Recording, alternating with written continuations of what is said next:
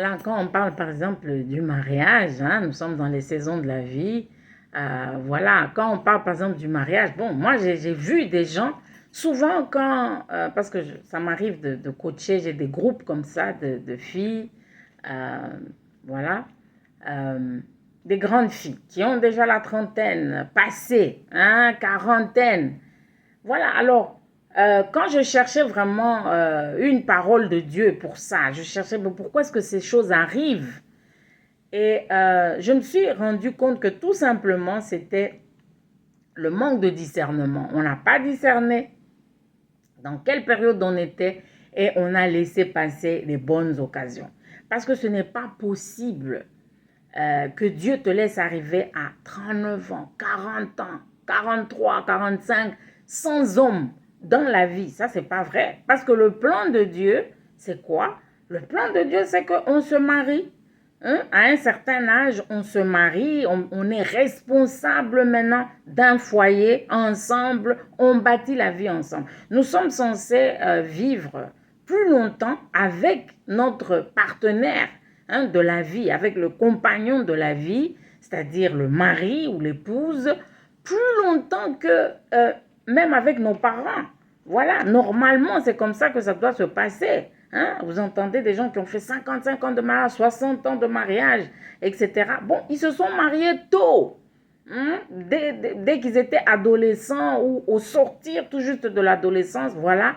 Et ils se sont mariés, ils ont bâti leur famille et voilà. Hein? Ils ont vécu toute leur vie ensemble. Voilà, ça c'est ça le plan de Dieu.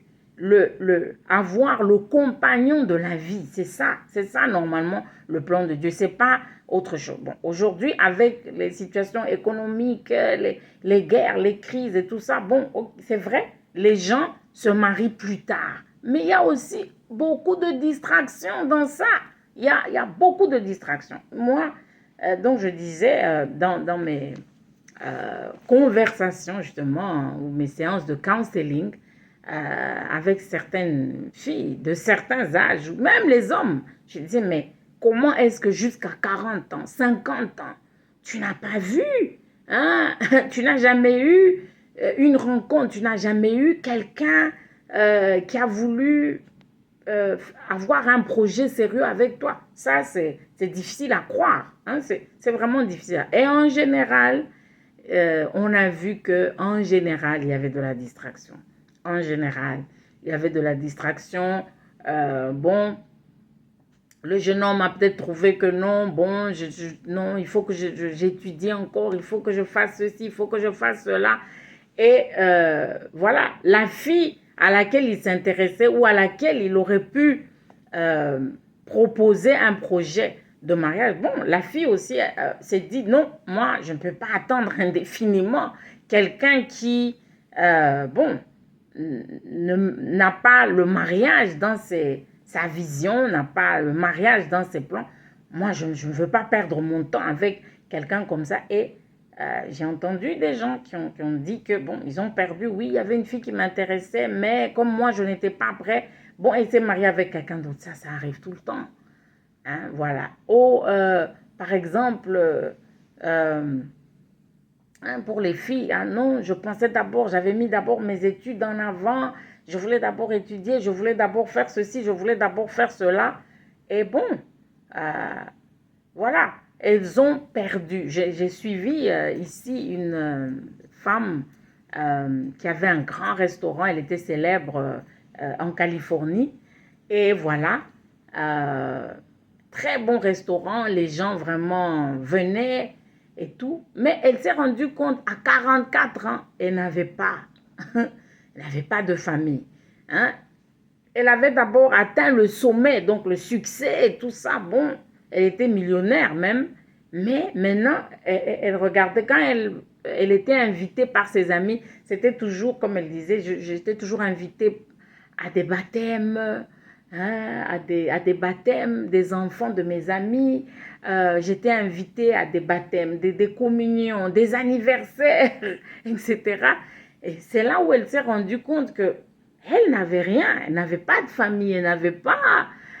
Voilà, alors maintenant, la grande question, c'était comment avoir les enfants? Il faut d'abord se marier, il faut d'abord... Et ça, c'est à 44 ans qu'elle s'est réveillée. J'avais beaucoup aimé cette émission-là.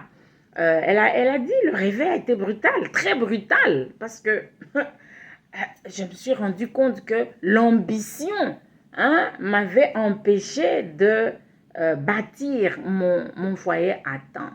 Voilà, mais heureusement, bon, elle a eu de la chance quand même. Elle a pu rencontrer quelqu'un de sérieux et bon, ils se sont mariés. Et 2 ans après, donc le constat, donc à 46 ans, elle a pu enfin avoir son premier enfant. Mais ça, c'est pas ça que Dieu veut. Hein? Dieu ne veut pas qu'on passe par des temps d'anxiété comme ça. Il ne veut pas qu'on passe par des temps d'angoisse, vraiment de culpabilité et tout ça. Voilà, ça arrive quand on ne discerne pas. Elle-même disait, cette jeune femme, elle disait, bon, j'ai vu tous mes collègues masculins qui avaient des restaurants réputés, des restaurants bien classés et tout ça, mais ils étaient tous mariés, ils avaient des enfants. Les hommes de mon âge, voilà, qui avaient des restaurants, qui avaient réussi, ils étaient prospères, mais ils étaient tous mariés depuis longtemps, ils avaient tous des enfants. Mais moi, une femme qui aurait dû me préoccuper de ma maternité plus tôt, voilà, je me retrouvais vraiment sans... J'avais la réussite, oui, mais en fait, je n'avais pas une vie équilibrée. Parce que tes ambitions, mon ami, ne t'empêchent pas d'avoir quelqu'un avec qui vous pouvez cheminer pour le mariage. Non. Ça, ce sont des idées du monde. Ça, ce sont des distractions et on regrette. Et souvent même, on décourage. Parfois, tu décourages un bon garçon ou une bonne fille qui était là, qui pouvait t'attendre pour le mariage. Mais comme tu es distrait, eh bien, bon, il est obligé de s'en aller, elle est obligée de s'en aller parce que elle tient compte du temps. Lui aussi tient compte du temps. Voilà. Donc, c'est vraiment un clin d'œil parce que beaucoup de gens souffrent parce qu'ils n'ont pas été diligents. Il faut être diligent. Quelle est la saison dans laquelle tu te trouves?